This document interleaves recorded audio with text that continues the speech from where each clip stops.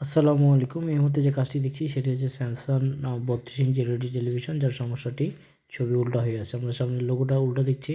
আমাদের হাতে master remote আছে, যে রিমোট দ্বারা আমরা স্যামসাংয়ের ফ্যাক্টরি কোড ওপেন করব। ফ্যাক্টরি কোড ওপেন করার জন্য ইনফো প্লাস ফ্যাক্টরি দিয়ে আমরা ফ্যাক্টরি কোডটি ওপেন করলাম। এখানে ফ্যাক্টরি কোড অপশান আসছে। অপশানে যাওয়ার পর ফ্যাক্টরি রিসেট, এখান থেকে আমাদের নিচের অপশানে যেতে হবে এমআরটি অপশান।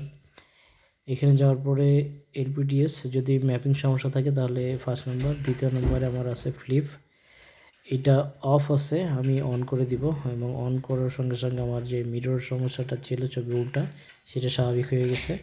খুব শর্টকাটে আমরা সমস্যাটির সমাধান দেখলাম।